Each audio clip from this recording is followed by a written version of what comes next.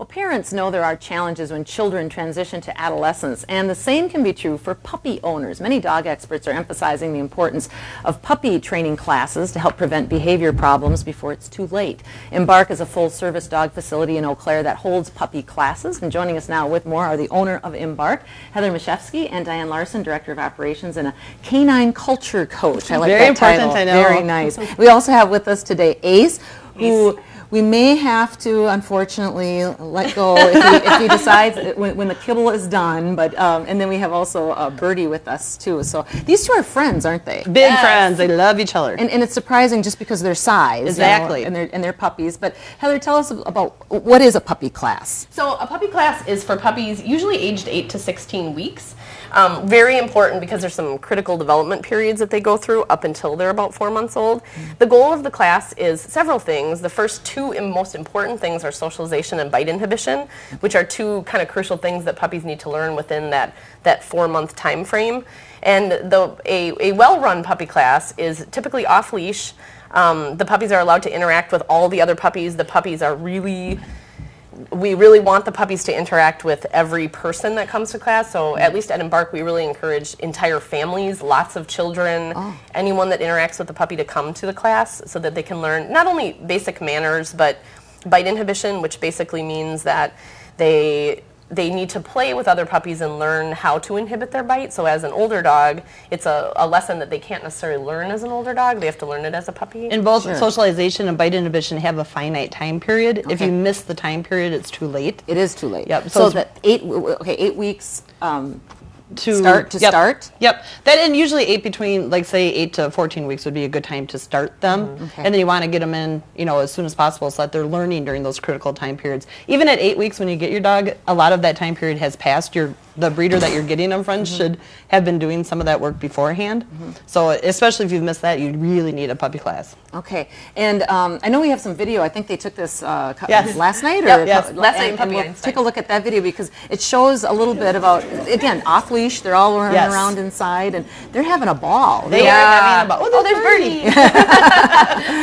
And Birdie's enjoying herself too. But what surprised me again with the different types of dogs, the different sizes, and how they're all getting along. Yeah, and if they showed the little Chihuahua that they're showing right now is literally like maybe 1.5 pounds, maybe 2 not quite pounds. her size. Wow. And it's so important that those dogs are interacting with dogs that are bigger because they need to learn that you have to behave a certain way so that a bigger dog isn't going to eat you. Sure. And the big ones need to learn that little dogs, you need to be gentle with them. Okay. So it's so very important. And even the ones that are playing kind of rough, they need to learn that they can't bully, and that it has to be taught within the class period. You know, so we have their owners following them around, giving them feedback. Yep, good boy. No. Yep, good boy, good boy. So how do you know, or how do you train a puppy? I mean, you're talking about even children. It's hard to train, but when you're talking about a puppy, what exactly do you do to help them socialize? So a lot of the class is a puppy class's goal isn't obedience. A puppy class's goal should be behavior and really setting some foundations for later in life being basically just a good dog, being not, learning that they don't need to be fearful of things. And the way that we teach a lot of that in class is lure reward training. So we use a lot of food in the beginning. Obviously, Ace likes a lot of food. We're buying his attention right now on camera. Yes. So a lot of lure reward training. We do start them off with, the basic sits down stands. We're huge believers in come when called. So literally week 2 of class, we start come when called because it's, one of the biggest reasons people will call is often, my dog doesn't know come when called, my dog has run away, my dog's been hit by a car, whatever. And the very sad thing about it is that shelter dogs are created at 8 weeks old.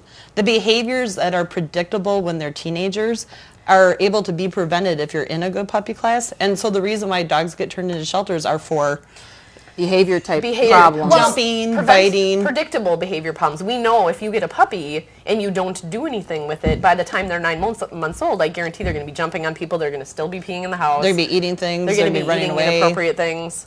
Yep. Jumping on people. And you have good evidence here, I mean, in terms of experiences and exampes of how people... how this has helped. Well, and, I'm trying to think of how many thousands of dogs, how many thousands of puppies that we've had. And, if you look at even professional organizations, the American Veterinary Society of Animal Behaviorists, their position statement says, in order to, it's a veterinarian's goal to start the dog off with wellness prevention. It is our goal to start them off with behavior wellness prevention.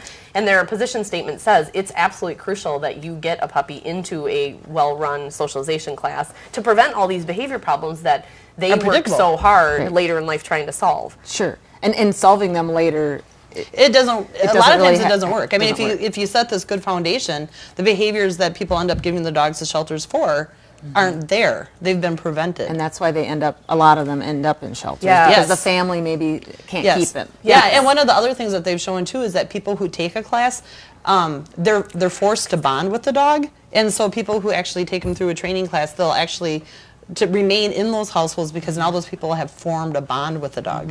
So that's another reason to take it. All right. And when we come back, we'll talk a little bit more about the classes at emBARK and how they work, and we'll be back after this. Stay with us. All right.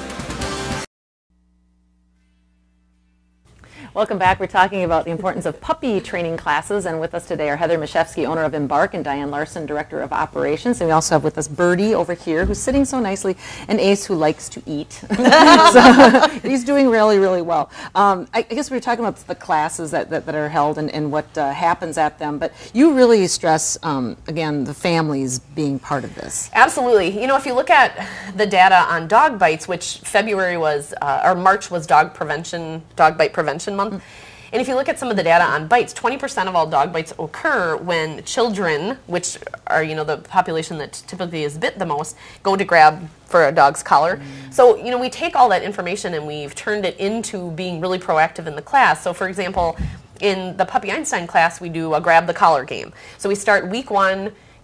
People go up to their own puppies, touch their collar, reward them with a food treat. And that progresses to everyone in the class eventually going up to the puppy, grabbing their collar. And we really encourage entire families, especially children, to be involved in the class because the number one the population that gets bit the most are typically children because their movements are awkward, their eye contact is inappropriate.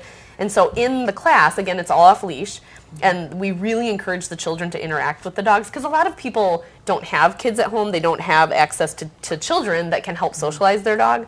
So in the group, we really encourage the kids to interact with the dog. Men, too. Like, we always encourage people to bring men with, too, because that's another population that the dogs just aren't exposed to. Men and children. So if other people have them, then the people who don't have men and children at home, their dogs get socialized around it, too. So Sure. And we did see some of the video from last night's class. How often do you hold the classes? I guess, how does it work? I know they're playing a lot, but obviously there's more to it than that. Yep. So the class is playing a lot. But they play a lot. The class itself is 7 weeks long, an hour. We meet an hour every week.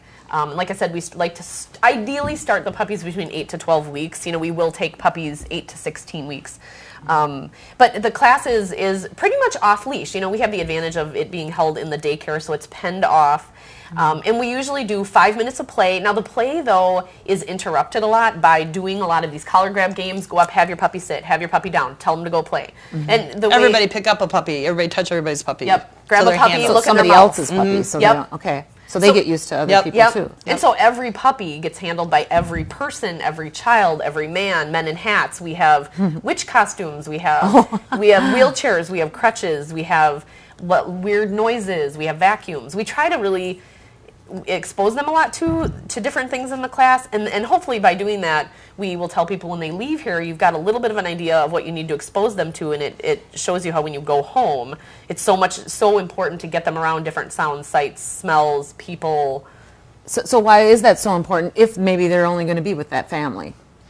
If you're going to have them, if you're going to live in your house without ever having them off your property, not as important. But if you want them to be able to be, members of your household and they go places with you, the whole way that we design everything that we do at emBARK is we assume that you want your dog to be a member of your family. You want to take them to the cabin. You want to take them down to Phoenix Park for a concert, And if they're not exposed to that stuff at an early age, you lose the opportunity to make a good impact on them for it. Sure. And it's important in a puppy class, too. A lot of places will call a training class a puppy class, but it's basically a basic obedience class that they happen to let puppies into. You want to be careful that you're looking for one that is based on socialization, the bite inhibition, and that the dogs are playing free with each other, because that's how they learn it. They learn it by the feedback that they're getting from the other dogs. Because this information has been around for a long time. Oh my goodness.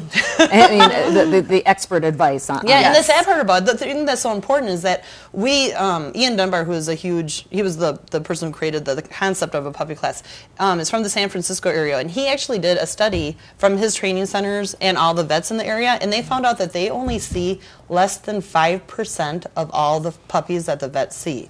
So you're talking 95% of puppies out there aren't getting the foundation that they're supposed to be getting. And you want to talk about preventing dogs from ending up in shelters. Puppy class is how you're doing it. That's how you're preventing dogs from ending up in shelters. So they can stay in the family. So they can stay in the family that they started with. The family doesn't feel like they have to give them up because they can't stay there. And we often, in terms of our classes, oftentimes how people have evolved to take a puppy class is they have a previous dog that has bit a child, has bit a person. I can't tell you how many phone calls we take a week of puppy, adolescent dogs biting kids. I mean, it's scary, and it should be. I mean, I just think veterinarians, dog professionals, it should be an urgency of, oh my goodness, you have a puppy, get them into this class. It should be, you get your shots, you take a class. That's how it should be. And talking about, are there any risks, I guess, associated with getting a bunch of dogs together like this? And maybe they're not trained yet, and that type of thing? That puppies are safe. Generally. I mean, that is rare for a puppy to hurt a puppy. That's why you do a puppy class with other puppies instead of taking them to the dog park, where there would be adult dogs that don't necessarily know how to behave. The other big thing that people always use as an issue is the vaccines. My dogs aren't fully vaccinated yet for it. The risk of your dog contracting anything like parvo or anything like that is incredibly minimal. The risk of your dog being put to sleep for behavior problems outweighs that risk immensely. It's amazing. And that's what the American Veterinary Society of Animal Behaviorists, that's part of their position statement, is how the risks of taking a puppy class or the risks of not vaccinating far outweigh the risks of not coming to a puppy class. Did I say that backwards? Yeah. We get you though. Yeah, we got what you're saying. And again, if people want more information, they can call or the website. I mean, will you have these periodically throughout the year? About every 4 weeks we start one. Oh, really? Yep. Yeah, So but we average like 12 to 15 dogs in a class. And with 2 instructors, so that if I'm working with someone, Dyan, is managing a dog that maybe needs a little bit more feedback on how to play appropriately. And eat. And eat. You can teach a food-motivated dog anything. Yes, so. And Ace is very food motivated. And you're very sleep motivated. So. Exactly. Well, thanks so much for being here today. Yeah, I really thank appreciate you you guys coming in. Thanks again. What do you say?